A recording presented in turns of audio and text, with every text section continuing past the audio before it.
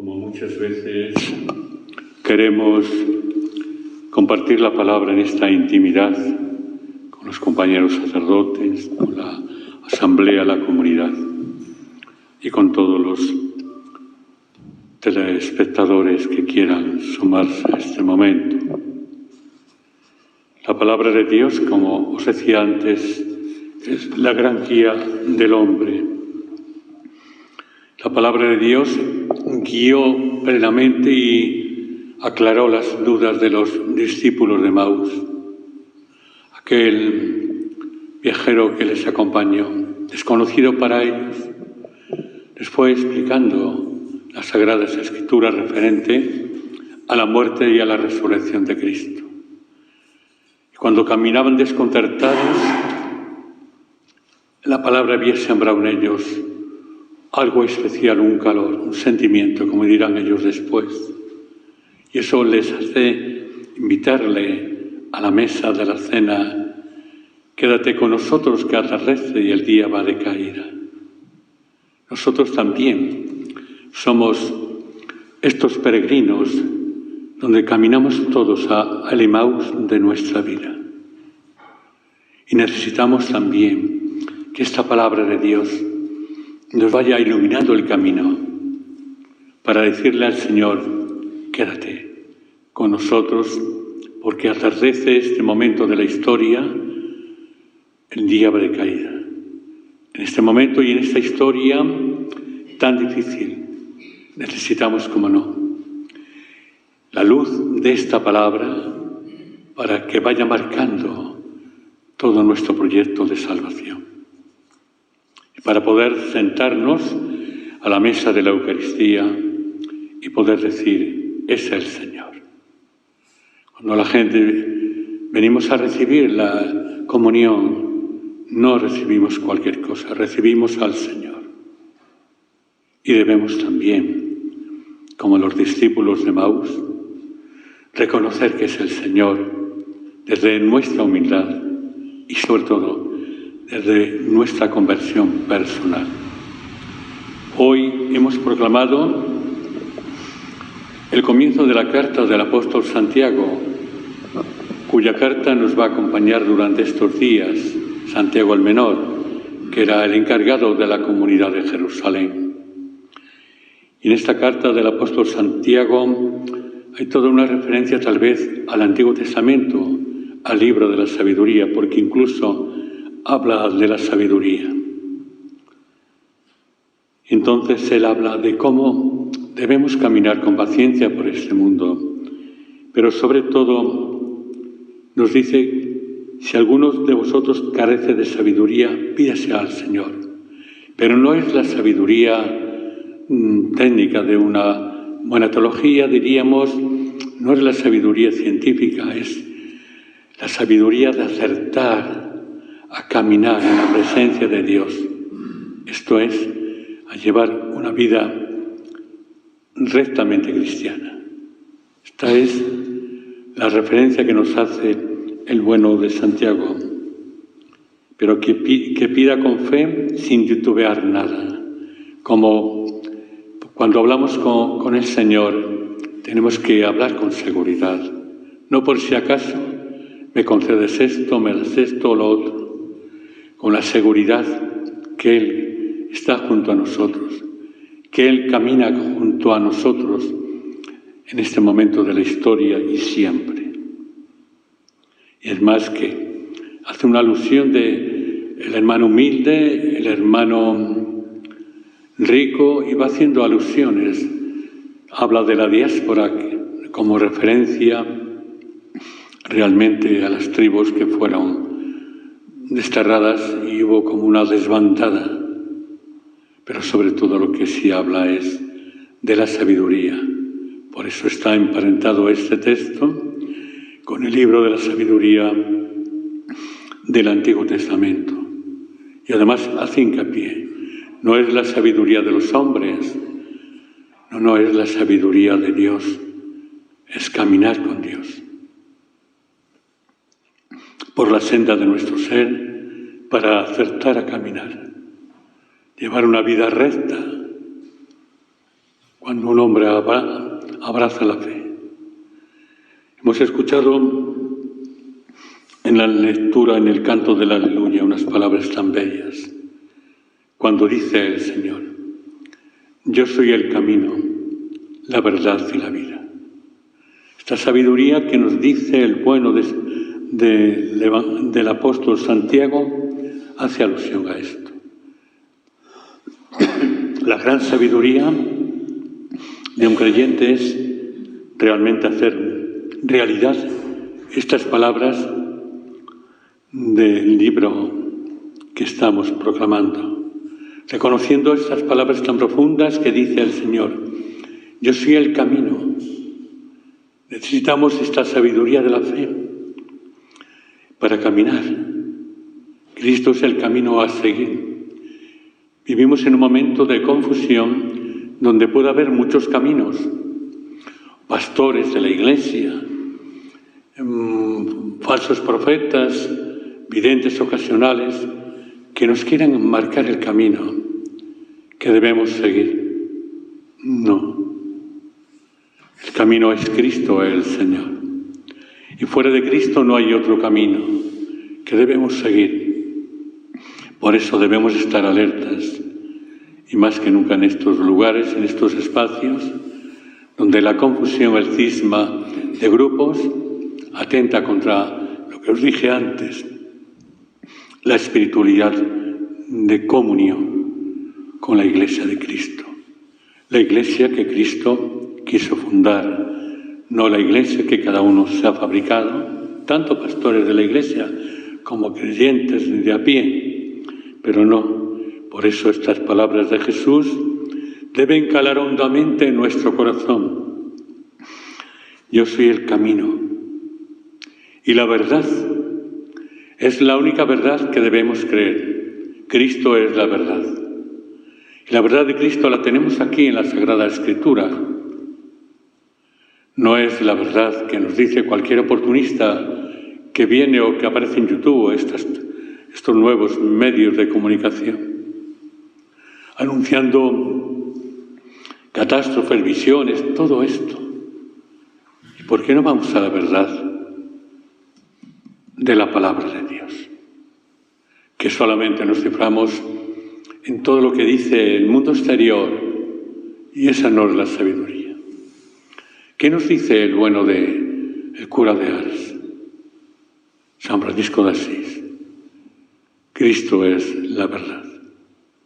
Ellos no tenían mucha sabiduría, teológica, mundana, pero tenían la gran sabiduría de la fe, de Dios, y por eso fueron sabios en este mundo.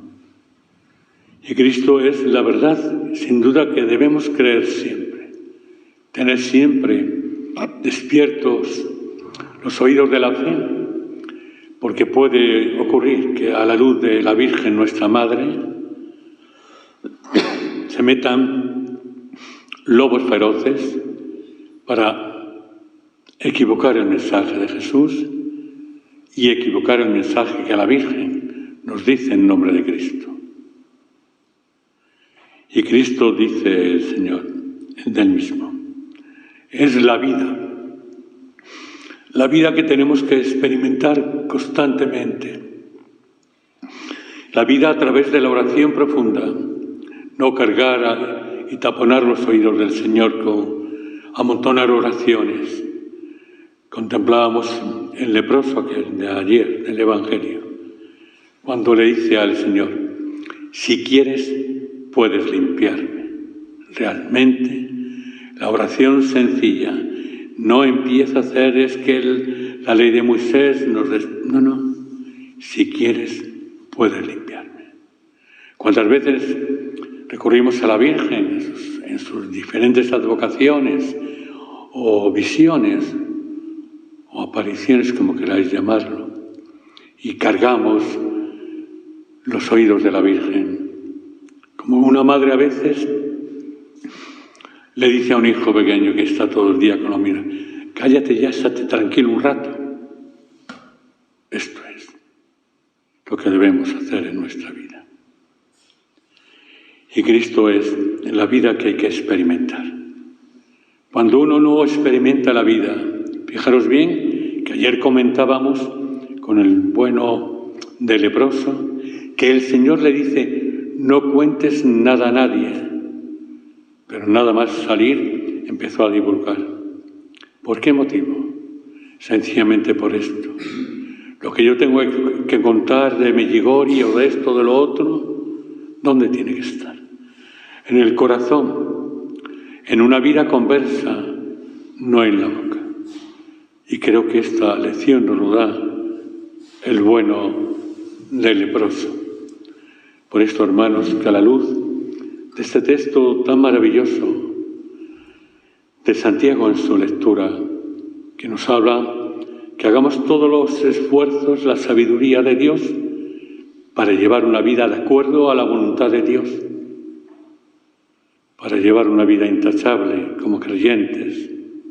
Y creo que esta es la gran lección que nos quiere dar hoy Santiago a todos y cada uno de nosotros, rematada también por esta frase del Señor: yo soy el camino a seguir, no hay otros caminos.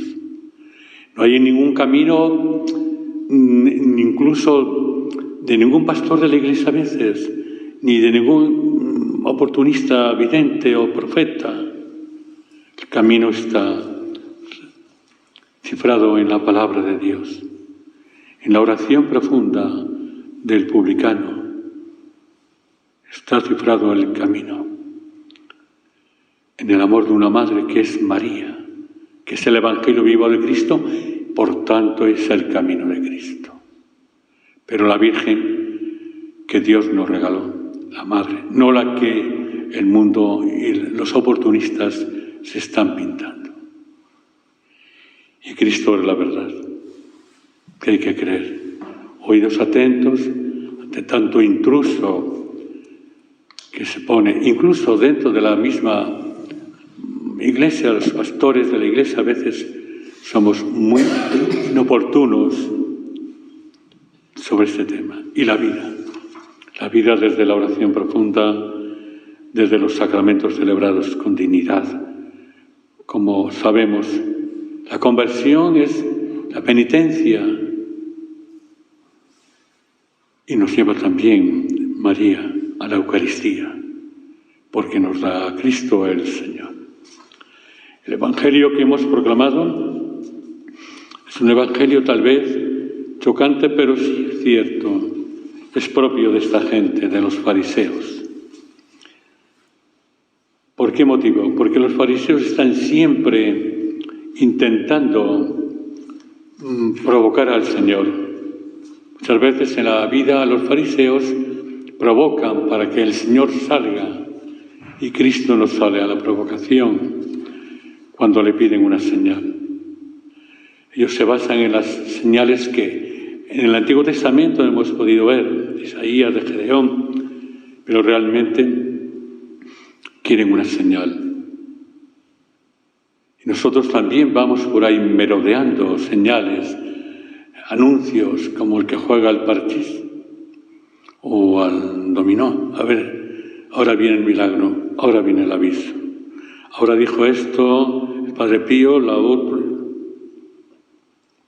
No es así.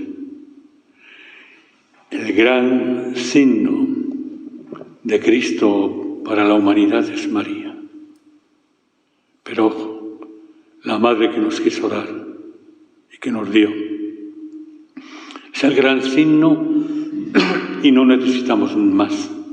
Contemplando a la Virgen, nuestra Madre, estamos viviendo un signo de Dios, amor, que se refleja precisamente en la figura de María, de la cual nace la palabra encarnada, Cristo el Señor. Por eso este texto del Evangelio solamente nos aclara que los fariseos siempre están provocando al Señor. Y en segundo lugar, nos quiere iluminar o despertar para que el gran signo de Cristo es su Madre, nuestra Madre, que nos habla de Él. Acercarse a un lugar de aparición, cualquiera que fuere, es acercarse a Cristo, sin hacer de una imagen o de cualquier manto de la Virgen un espectáculo de fervorismo religioso, sino de sentimiento interior. Pues que hoy nosotros, a la luz de estos textos, en primer lugar aprendamos a caminar en la voluntad de Dios, llevar una vida recta, honrada, religiosa. Y en segundo lugar, pensemos que Él es el camino a seguir, la verdad a creer y la vida a experimentar a través de los sacramentos y no digamos de la Eucaristía. Y no olvidemos también el gran signo de Cristo para estos fariseos y para todo el mundo es María, que nos da a Cristo, revelación del amor de Dios a la humanidad. De pie. Vamos a